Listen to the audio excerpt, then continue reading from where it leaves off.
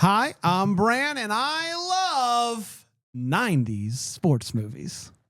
Hi, I'm Ryan, and I love 90s sports movies. Hi, I'm Dan, and quack, quack, quack, Deck the Hallmark. This is Deck the Hallmark Podcast. Deck the Hallmark, it's his podcast. Brandon and friends host this podcast. We hope you like this jolly podcast. Hi. Oh, he's dancing. Yeah. Oh, he was dancing. Let's go. Keep dancing. Keep dancing. Oh, yeah. That's good. Hi, everybody. Welcome Man. to the first Mighty Monday. And we're not saying this is a big deal, but it's a big deal. It's a big deal. I mean, Years in the making.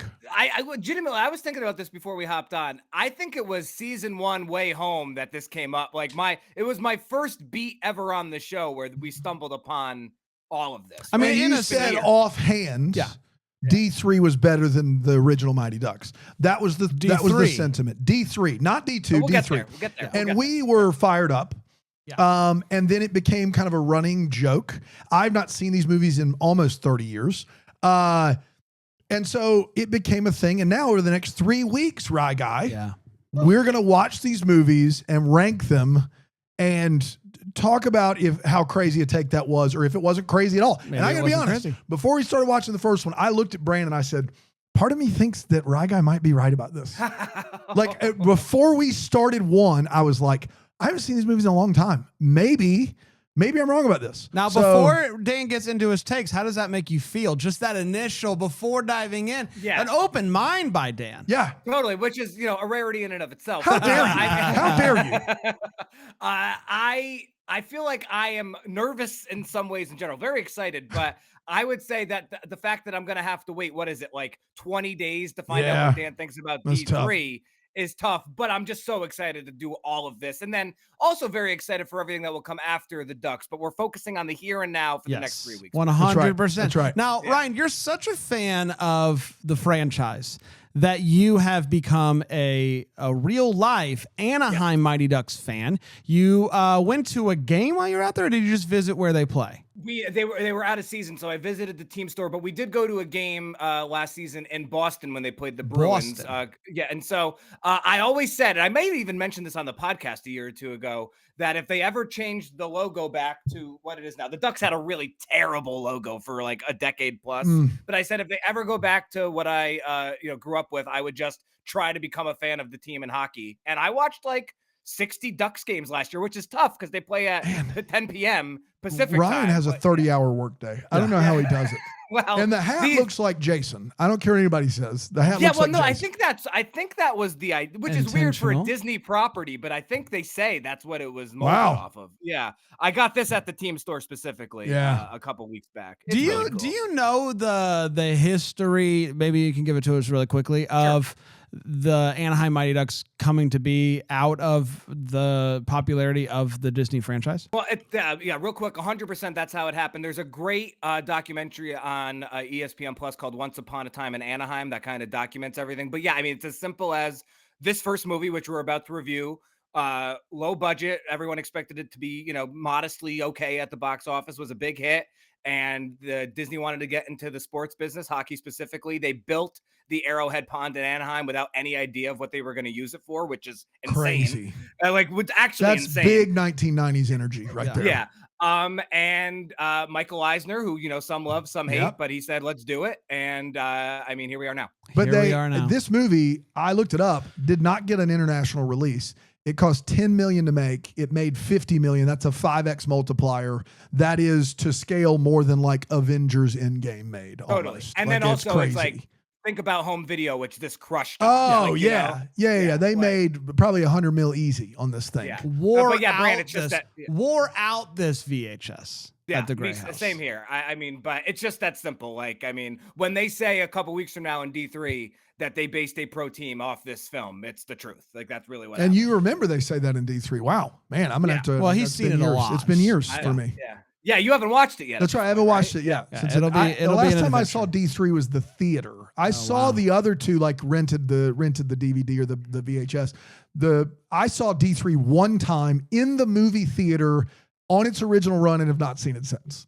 Almost like that you've been, making a hardline stance these last few years without any real knowledge of. That's right. Oh, You're right. You're boy. 100% right. I saw it once, and as an 8th grader, I knew it wasn't for me. Yeah. And so, but you know what? That means I could be wrong. So there's that. See what happens. Let's talk the Mighty Ducks. What a crazy boy. sentence. Oh, what Imagine a also, thing. just real quick, Brand, think about Fast and Furious. Think about Hallmark Christmas films to Fast and Furious to this somehow. It all came. It really was all, all roads. It does God bless the feel- broken road. Amen. It does feel a bit like this was inevitable. Yeah. Regardless of how we began, it felt like this was where it was all leading to. Just took us 8 years. Let's talk the Mighty Ducks. It originally came out on October 2nd, 1992, and it went a little something like this. The movie starts harder than any kids movie should ever start. The movie intense, and we see a little Gordon Bombay get told by his hockey coach, his pee-wee hockey coach, that it all comes down to him, and losing isn't an option.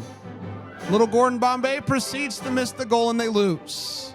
Cut to present day, and Gordon Bombay is now a brash defense attorney that wants to win at all cost. After winning his latest case, he celebrates with some drinking and some driving. He gets pulled over, and that's not good.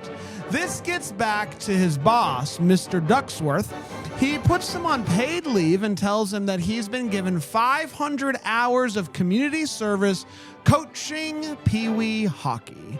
Speaking of hockey, we meet that Pee-wee hockey team, a group of ragtag kids who love pranking random people with dog poop. They also love hockey despite the fact that they stink at it. Coach Bombay gets out there and sees the team. They are currently 0-9. He starts by telling them that he doesn't like kids and he doesn't want to be there. He tells them to scrimmage while he takes some phone calls in his limo. The kids do not scrimmage. Instead, they jump onto the limo and begin to shake it. Then they get inside and demand a ride while the limo is on the ice. That's when Charlie's mom shows up, the mother of a kid named Charlie who is on the team. And I just assume that you guys know who Charlie is, but in case you don't, that's Charlie. She yells at Bombay and makes Charlie come home. Wouldn't you know it, the first game is against the Hawks. That's tough timing. And Bombay's old team, who is still coached by his old coach, Coach Riley. Coach Riley. Coach Riley.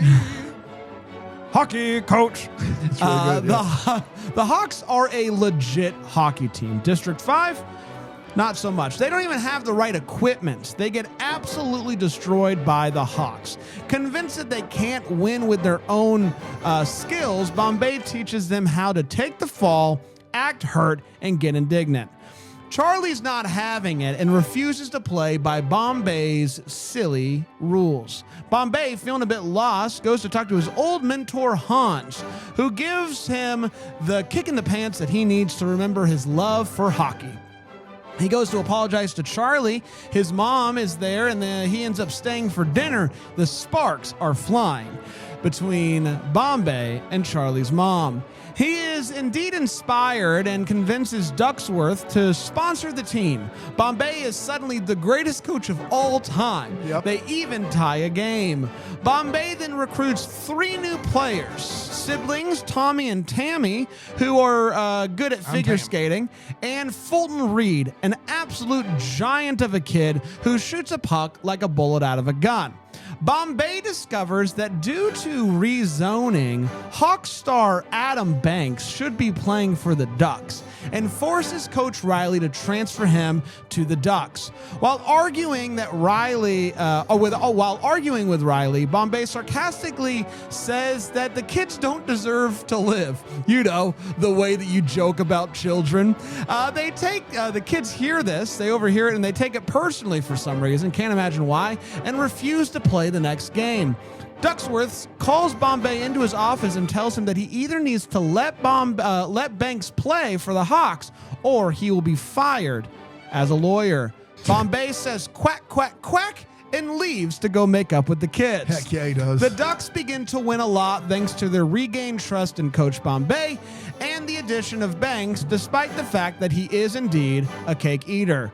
They make it to the championship against the Hawks, and the Hawks strike early. They go up 3-0. Riley wants to make sure there's a blowout by ordering his players to take Banks out. They literally put this child onto a stretcher. That's tough. Bombay tells Riley that he's going down and goes and gives the pep talk of all pep talks. They go out there and they pull out all the stops. Fulton's big time, figure skating, the flying V, and finally, when they need it the most, the triple deke to win the game. Yeah. They celebrate by Bombay kissing Charlie's mom in front of all the children, which is out of line if you ask me. And the movie ends with Bombay boarding a bus to go try out for the minors again to keep his dream alive, but he promises that he will be back for next season no matter what. And that, my friends, was the Mighty Ducks. Quack, quack, quack. Quack, quack, quack, quack, quack, quack, quack, quack, quack, quack. Go Ducks! Yeah, man, we did it. Let's take a break. We're going to come back. We're going to break this movie down. We're going to share our thoughts on this cinematic masterpiece on the other side of this break. Here on Take the Hallmark.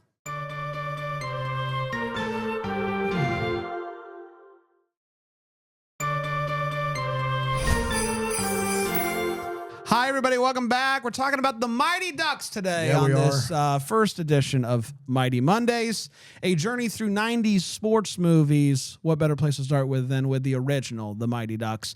We're going to share our thoughts on this movie. We're going to start with the hot take. So hot, can melt the ice. Call the police and the fireman. That's exactly right. Somebody called 911. I'm going to start with you, Ryan. This is me? clearly near and dear to your Yeah, heart. it is. The Mighty Ducks. One of us didn't have to purchase new gear this week. That's true. Yeah, I have costume changes for every That's week. right. On the ready. For those of you that are not watching Yeah. on Philo, we Yeah, are Philo we TV's are SDTH. we are decked out in our duck gear. Decked in duck gear.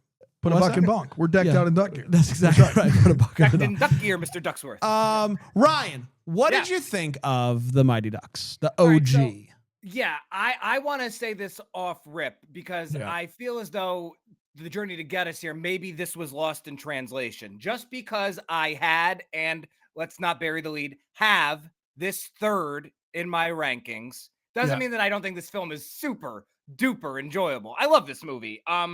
There's a harsh edge to this one that the other two do not have. I'm surprised that some of these, nothing is like crazy, but I'm surprised Disney let all of this fly. It's very similar, and there's a lot of there's a lot of cast members that share both of these films. Heavyweights is another Disney film like this that you watch it now and you're like, Disney must have just like totally missed this one, because it's crazy that all of these jokes made it into like I don't know if I'm even allowed to say this on this. There's a blue balls joke. I in this can't believe he film. said it, but he did. Like, yeah.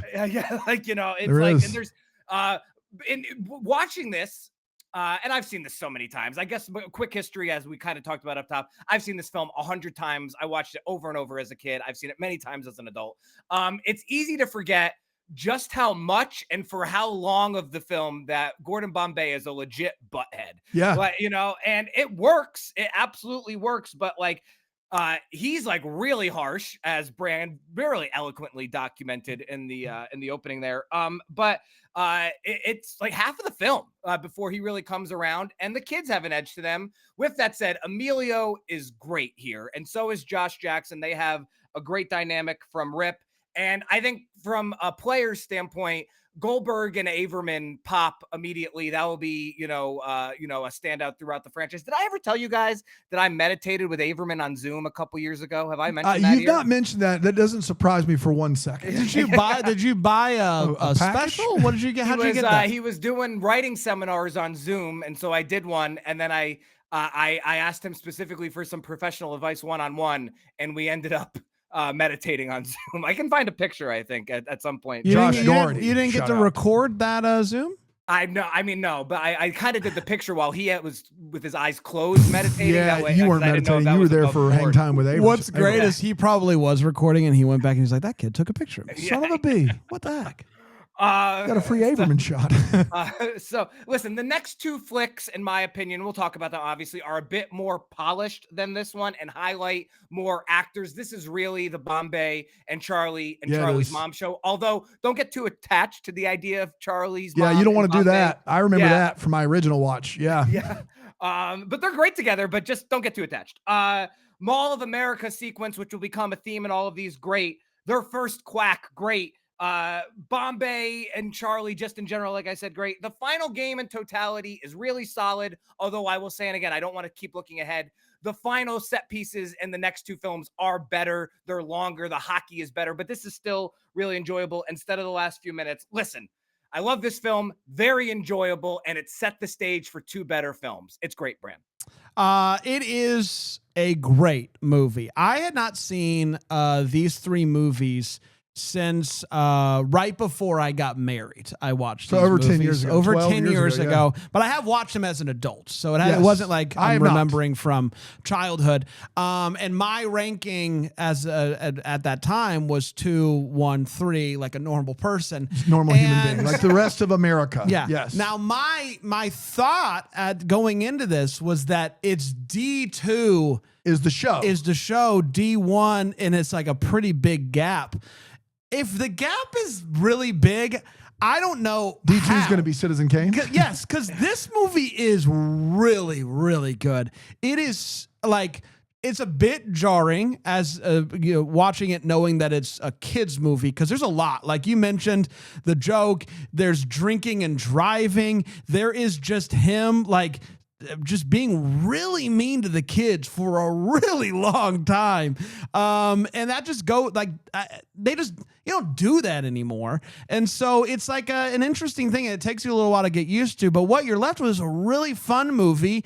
And it is like, I don't know, it's kind of just like perfectly imperfect. Like it's just such a wonderful time. You're right. Emilio is incredible in this. Way more Hans than I remember. Yeah, a lot of Hans. Hans heavy. Yeah. The movie is like more intense, like even with the opening credits, like it is like you're about to watch cinema. You're not about to watch a kid's movie. You're about to watch cinema. And I think it lives up to it. I love this movie more than I remembered liking it. I had an absolute blast.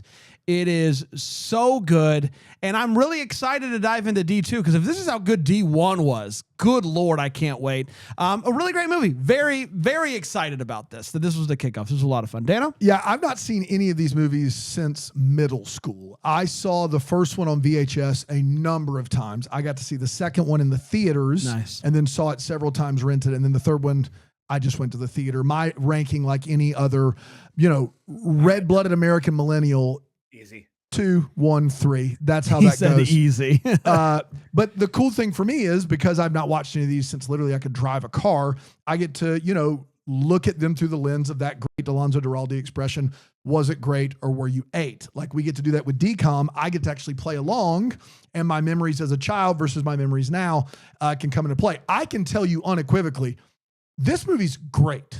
I was shocked at how much I loved this movie as an adult. I may love it more as an adult than I loved it as a kid.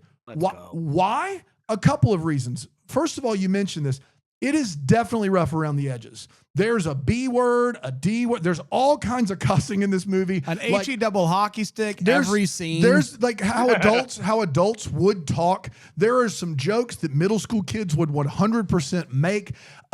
There is some very serious discussions in this movie that you just don't think of when you think of kids movies. But I will say this is coming out of that era of kids movies that all were made by boomers who were like, these kids still need to know that life's not perfect.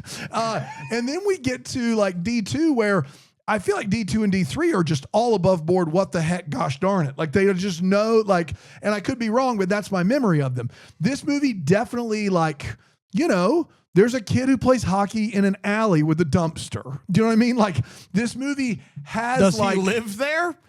Maybe. I don't know. But the movie has some like wrinkles in it that makes it feel like, even though it's not possible, that makes it feel possible. Number 2, Gordon Bombay, Emilio Estevez is amazing in this movie. I forgot how good he was in this movie. I also forgot how much I loved the arc of the character that may have been Pappolla's only complaint. I couldn't tell the tone there, but the fact that he's kind of an a-hole for half the movie is an amazing arc. Definitely.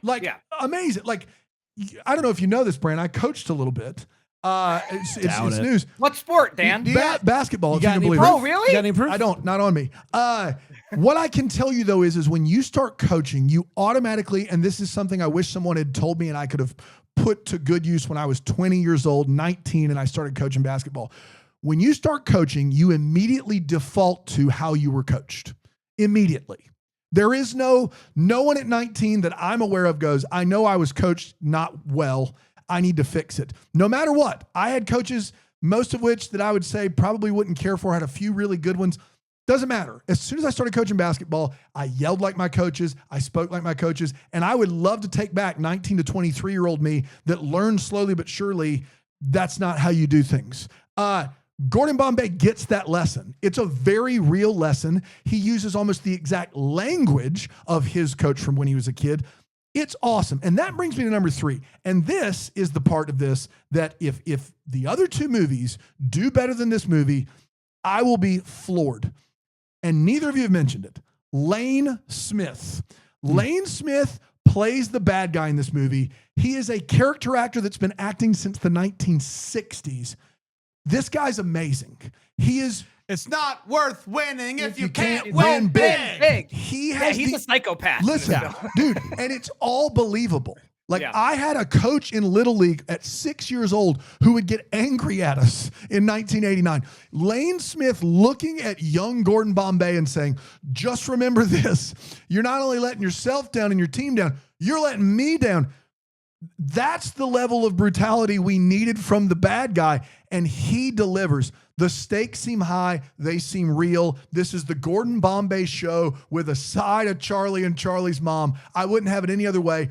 If I thought this movie was a 7 sports movie, it's a 10 kid sports movie. Yeah. It's unbelievable. I was floored by my adult reaction to the original Mighty Ducks. 2 thumbs up.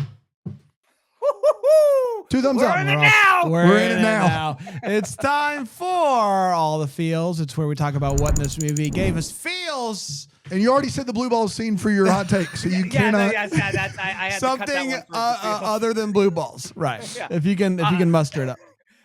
It's really going to be tough for all 3 of these for me to narrow down the feels to 1 or 2 for this one, because I feel like I'm going to have so many choices for the next 2 films and so many for this one too. But I just one time for the score, the Mighty Ducks score. Yeah, I mean, which only right out of the gate, one time you're just like, score. what in the world? It's spoiler alert. It only gets better and more elongated over the next 2, but legitimately one of my favorite movie scores ever. It's a masterpiece. I love it, and I just wanted to give it the attention it deserved. Yeah, shout out the score for sure. Yeah, this is very tough because there's just so much to this, so many classic moments. Quack quack quack, Mr. Ducksworth, walking in and him like seeing all the kids writing on the chalkboard and like him like.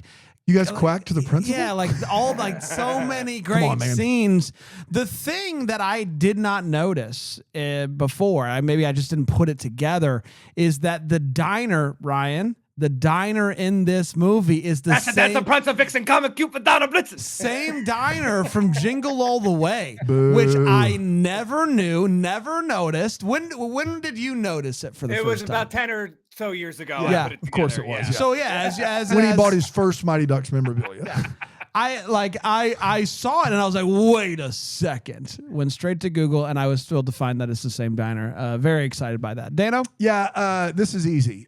This movie telegraphs what happens at the end of this movie, and it doesn't matter 1 second. We start the movie with this like faded yellow, like it's the 60s or like it's a Christmas Story kind of faded yellow. Lane Smith yelling at a kid, you know, this one shot is all that matters. You're going to let everybody down. You're going to let me down, your mentor, blah, blah, blah. And then at the end of this movie, Gordon Bombay basically looks at this kid and goes, I'm proud of you regardless. That's it. That's all I want my kids to hear from me. That's all you should want when you coach kids. It's amazing. I don't care if it was telegraphed. Great scene. Estevez crushes it. Josh Jackson doesn't have to do too much, thank God, and he gets back. Come on no, now. No, wait a minute. Listen, Josh Jackson is an incredible actor now. If either of you are going to look at me with a straight face and say he's good in this movie, you've lost it. All right, Is Brandon, not. Let's get the break here. He's not. But Estevez is amazing. That scene, absolutely. And then the score, I think you're right. Score's great. Let's take a break. We'll come back. We'll get to the Wait What and the Mightier Monday here on What the Duck. Duck? That's what I wrote it down.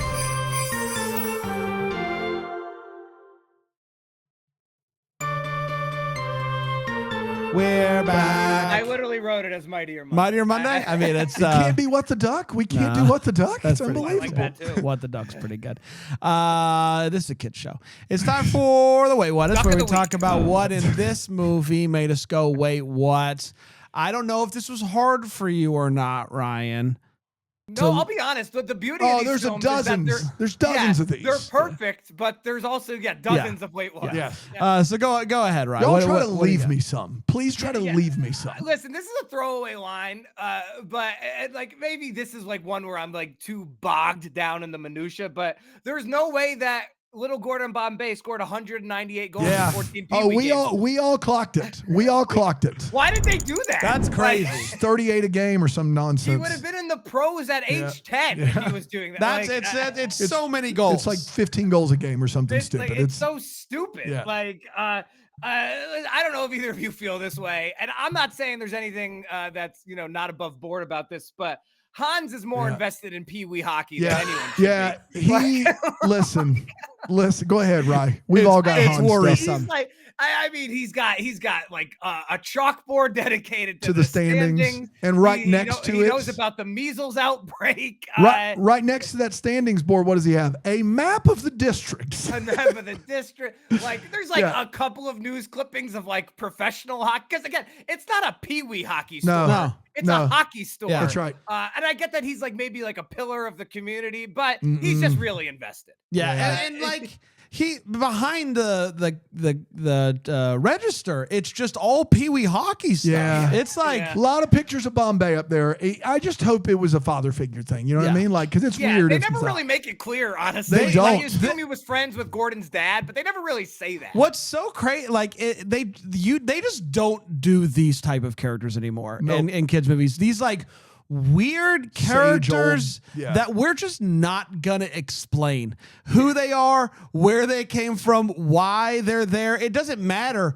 Hans is in so much of this movie. Yes. So Yes. much. And It's he's crazy. great. I wanted to point it But out. By the way, also- his shop is a small castle. It's a castle. It's a castle. Yeah. I think that. I remembered it, Ryan, as like a small Yeah. cabin in the Yeah. woods. They make it look like on the inside. I know. But when they did the exterior shot, I'm like, oh my gosh. And I think that's Was that part the of Biltmore? That's part of the problem for this character is if he's the old guy that's run the hockey shop down on Main Street for 50 years and has known all of these hockey players, then it makes sense. This guy's running what could very well be a murder castle in floor 2. He could be selling the equipment in floor 1, murdering in floor 2. It is a crazy castle in the middle of the woods where this guy cares so much about Pee Wee hockey. He's got standings in a district mapped up. It's not great. Not great. It's questionable.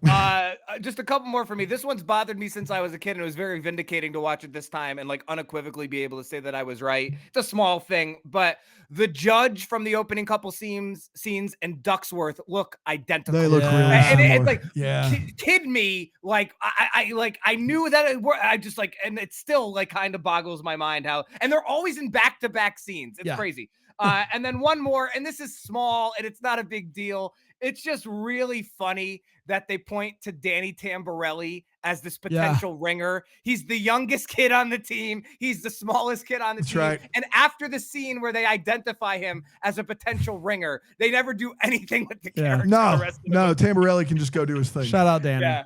Yeah. That's it for me. This movie's amazing. Yeah. I just love that these kids came up with the most elaborate prank of all time. Like this whole, like, we're gonna feed a dog something so that the dog poops, even though, like, dogs are gonna poop anyway, but it doesn't matter. And then we're gonna put it in the purse and put $1 out and hope that somebody driving by spots the dollar bill sticking out of the purse and stop. And then the payoff is just Him driving away. It's such an elaborate prank for, like, not that much payoff. But you know what? That's the beauty of childhood. You Shout out to Averman and the boys. You just had nothing else going on. And you're like, well, we could do this really elaborate prank. It'll be funny. And then, like, the music as they're running was just like, it was all very silly and fun. What have these kids seen that would make them respond to Bombay this way? When Bombay says, I've got something, and he reaches in his coat pocket, they all immediately assume it's a gun. Immediately. Yeah. And, like, they all flinch. Like, he's just going to lay waste to all these children. We just had different childhoods. I would have never gone there. I would never been like, oh, this guy's got a gun. But they all immediately were like, whoa, man, that's crazy. So that's tough. I'm worried about those kids. I do want to be clear here. They did assign a guy who has a DUI to watch children to do peewee hockey. That's right. Not ideal. Yeah. Not ideal. Yeah. You don't think about it as a kid, but, like, as an adult, you're like, oh, that's not what. Dude, that's not what. It worked out, but not ideal. As a 10-year-old, it made perfect sense. Yeah. Currently, it's the biggest what of this movie is not Hans. It's this lawyer was driving under the influence of alcohol, and they said the only way to fix that is you need to be around 10 to 12-year-olds that you've never met. That was the consequence for the action. As a kid, I'm like, yeah, you got to take care of kids. That's what adults do. Now I'm like, if I'm the parent of that team, I'm like, yeah, we got the community service guy. We got the DUI guy. That's who we got. We don't have anybody else. No way. Yeah. My whole childhood, right, I kind of remember Charlie as always being the leader of this group, man. right? Absolutely. And he kind of, like, womps in this movie. And he, like, to me, like, Jesse Hall is kind of the ringleader of everybody. Like, everybody's kind of following him around. He says that Banks is a cake eater. Everyone calls him a Banks eater. And then, Don't like, love it. him being him. Like, if you would have told child me, get in here. Hey, you won't believe this, but somebody in this movie is going to be so mean to Charlie, and they're just going to, for no reason, call him Spazway. I would have been like, no, that doesn't happen. No way. You can't treat the leader like that. They're so mean to Charlie, like, randomly throughout this movie, and I just don't recall it. It's crazy that the one who calls him Spazway is the freaking lead from Heavyweight. Yeah. Like, dude, like, what are you contributing to the team? Yeah. Yeah, I love that kid. Why the heck is Charlie's mom in the locker room for the big that's speech? a huge one. It is Charlie's mom, Hans, and then the team. limo driver. The limo driver. That's right. Sorry, not Hans. What the a- limo driver. Yes. And then the team he's giving the speech and he's going to do the Ducks jersey. Why is his mom there? Can you imagine being a 12-year-old Ryan and being like, Mom, you want to come in the locker room with me with the boys? It'll be fun. Want to make me seem really cool to my friends? Yeah, my friends will love it. They'll love it.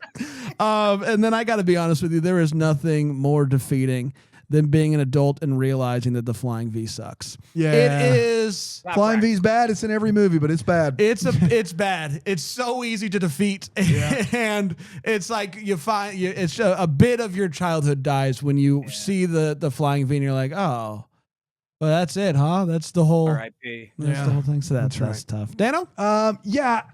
We've talked a lot about Hans, but let's not let the limo driver get out of here unscathed. This is a guy who just makes himself assistant coach, but not without his leather jacket, which is very weird. He also is a limo driver that keeps a bag of hard candy on his dashboard all the time. That's a little weird. That's a little weird for him to have a bag of hard candy. I don't know what to say. Right there on the dash. I don't know about that, but he's here. Did we run a background check? No, it's fine. It doesn't matter. The first time we meet Fulton in this movie, he grunts from above and off screen, and it is nowhere near his voice. It is a grown man, like Go back and listen to this. It is done for comedic effect on purpose. And it just sticks out like a sore thumb in this movie. Listen to Fulton talk the rest of the way. The first time you meet him, he grunts, and it's like a 50-year-old going, "Rrr." That's what it's like. It's weird, and I don't know why they did it. As soon as the Ducks rollerblade through the Mall of America, they become the villains. I said it. I stand by it. Go Hawks. Oh, come on. It's not worth winning if you can't win big. Can you imagine just being at the mall on a weekend, just ready to have a good day? They're just knocking old people over. It's terrible. Stealing pizza out It's of people's crazy. hands. They are the bullies. What a lovable ragtag group. That's right. Yeah. We love it. Concussion humor is fantastic. That's how you know it's a kid's movie from Disney in the early 90s. They are living it up with the concussion head injury jokes. We love it. We love it. Another little tidbit about Bombay that doesn't make sense is not only did he score 198 goals in 1 year, he played for the Hawks for 6 years, which means he must have failed the 5th grade. So, like, those teams change. Listen, hockey rec is so serious in Minnesota. Every 2 years, you move up. Like, you don't stay with the Hawks. The Hawks are only like a 2-year middle school group. Ryan, you don't agree. Lane Smith. No. I didn't want to, but I was going to say, Dan, you're absolutely right. And what's crazy is this movie, other than like the prank goals and everything like that, yes, takes the hockey very, very this seriously. Movie, and it looks good, and it only gets better. But some of this stuff just completely eluded them. I will say this, and if I'm wrong after we watch the next 2 movies, that's fine. This movie takes the hockey more seriously than the other 2.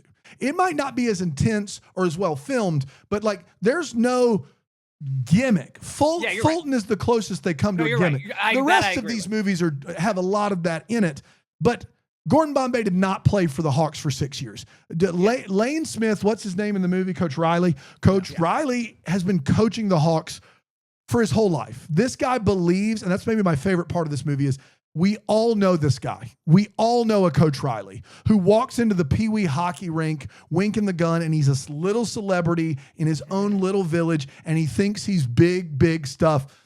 And so there's no way that Bombay played for him unless he started at 6 years old, which that would be way too young for that team. So there's that. I said this to Brian. He told me to bring it up on the podcast. Maybe my problem with Mission Impossible 3 is it has the exact same plot structure as the Mighty Ducks. It shows you the bad guy giving the speech at the beginning of the movie, and then at the end of the movie, it turns it at the very end. And then Emilio Estevez is, in it instead of Tom Cruise. Mighty Ducks did it better. Yeah. And this, I guarantee you this way. Can you imagine Philip Seymour Hoffman in this movie? Oh, stop it right God, now. It's Coach Riley. Yeah. Could you imagine? I mean, Coach Riley's really good, but he's not Philip Seymour Hoffman. Yeah, Can you imagine? No. There's only one Philip Seymour Hoffman. He kicks Gordon Bombay to the ground. Oh my gosh. Yeah, he kicks a child. That's what they needed in this movie for sure. Just 2 more quick ones. This will not apply in the next 2. Charlie takes his penalty shot with his helmet off. Which is not something you do in hockey, but Charlie's like, listen, you got to see this mug, or it's like, I didn't even take the penalty shot. And then lastly, Gordon Bombay is like pushed out the door by his team to go try out to go back to the NHL. And as these children who understand the logic of coach leaving, as they're pushing him away after he changed their lives forever, he turns to them and promises, even if he makes the NHL, he's going to coach him next year. Might be doable, might not be, Dan. This is throwing bad money after good. Both sides have really written checks they have no business writing. Yeah. No, this the was kids going, go do it. And the coach going, I'll be back. I promise. It's not a good look for anyone involved. That's all I'm saying. This is a classic. Hey, should we try to set it up so there could be a sequel? That's a classic sequel. In case this blows up. Yeah, in case it blows up. It's time for what are we calling Mighty or Monday? What the Duck? We want to do What the Duck? It's time for What the Duck. It's where we wonder what could have been. Maybe it's a clarity question we still have. What are we still wondering about after seeing this movie? We might get the answers. We might not. We're the first of 3 at this point. Right. What are you still wondering about? Yeah, we already talked about how crazy it is that this spawned a real pro sports franchise. So I will go with this. It's a throwaway line. It's just it's baffling that it was included. Goldberg at the beginning when they're on the ice and they think Bombay's about to shoot them. He's like, I can't be the goalie for long. I'm about to move back to Philly. Yes. Yeah. Except this is never talked about. That ever was again. mine too. He Goldberg's yes. supposed to move back Yeah. to Philly. He reps Like, Philly gear for the next 2 movies, I think, but he doesn't talk about and moving. I mean, I can even remember as a kid, one of the first times I watched this, I was old enough to like understand like plot devices, and I'm like, oh, we're gonna love Goldberg, and then he's Yep. gonna have to like move in the last 20 minutes. Nah. Never happened. No. Portman Very comes in with a strange. letter, is what Yeah, happens. very strange. Very strange. It was a really strange thing to say about that, but shout out to Goldberg. What an actor in the 90s that kid was. He was just genuinely hilarious. Him and Matt Doherty, who play Averman, my buddy from Zoom, are genuinely hilarious. your Zoom buddy. Haberman, Your that's Zoom right. buddy. Yeah, I think I found. Hold on, I think I found the picture, or at least one of Okay. them. This wasn't when we were meditating. This was the first time. But there, I'm off screen. There, Yeah, he there he is. There, he was seminaring. How about That's right. that? Good for Averman. Does he write? Is he a writer? I think he's a writer. No, by he just trade, holds yeah. the workshops. Yeah, well, that's he doesn't right. write. He doesn't write. He just holds the workshops. That's how he gets his money. I would love. Yeah. Well, the thing is people like Ryan, regardless, That's right. would pay. Yeah, I went to the Averman workshop. What's his real name? I don't know. It's Averman. What are you It's talking Averman. about? Yeah. Oh, what does he do? Oh, he's a welder. Yeah, he's a welder, but he loves to talk shop writing. Not the welding, Not welding shop. No. No. The That's craft a of different writing. shop. Yeah. Yeah. I had Goldberg going to Philly as well. It has been a while, obviously, but they are really setting up Bombay and Charlie's mom Yeah, to man. be a thing. Yeah, they are. And it makes And he sense. promises he won't leave. It's a big This is part what of I'll this say. movie. This is what I'll say. It is the weakest part of this movie when they go on the date and it's the whole thing. You would agree with that, right, Rye? Yeah, I mean, it's a nice scene, but It's nice, we don't but need it. we don't need it, right? Yeah. And so, but yeah, it is a nice scene, and the two of them together is fine. And Charlie is clearly going to be a big part of this franchise. I don't think it's ever talked of again. We'll find out. I don't think it's ever spoken of again. The fact that Bombay and Charlie's mom were a thing. But like, what's the deal with that? And what, like, if they don't continue it, why didn't they? I guess is a question. Dano? Yeah. Now I forgot his name in the movie. Is it Hall? What's his? Jesse Hall? Yeah, Jesse Hall. Hall's dad, after the first game that Bombay Good coaches, actor, by the way. or second, actor. great actor, Yeah. storms in the locker room and says, I traded in my overtime pay to watch my kid cheat. And it's this big statement. And I just I don't know if he's being treated fairly at work. He declines overtime He's at every game. every game to watch his kid play. We're 0-9, by the way. Yeah. Yeah. So and his problem wasn't the pay, it was the cheating. So this is a guy that loses out on money every week to watch his kid play, but is really about the integrity of it. I just would love more Freaking information. Dad of the year. Dad of the year. We'll sit Yes. through Too his good of a kid. parent, quite We'll frankly. Yeah. sit through his kid losing, getting blown out 9 straight weeks without complaining. That's right. That's Yeah. right. But once you take a dive, cheat, that's yeah, it. act Once her, you get should- indignant. Yeah, we don't like that. We did, everybody. Congratulations to us. We're going back next week. We're going to do D2 in the Mighty Ducks. This is the big one. Big one. This is a big one. This is a big one. These next 2 weeks are big. So come on back for that. It's going to be a lot of fun. Until then, may the first to wish you a Merry Christmas. Quack, quack. Quack, quack. Quack, quack. The Bramble Jam podcast is produced by Aaron Shea. For more information on Deck the Hallmark, you can go to deckthehallmark.com. For more information on the Deck the Hallmark family, you can go to bramblejamplus.com. Deck the Hallmark is presented by Philo TV. For a free trial of Philo, go to philo.tv/DTH.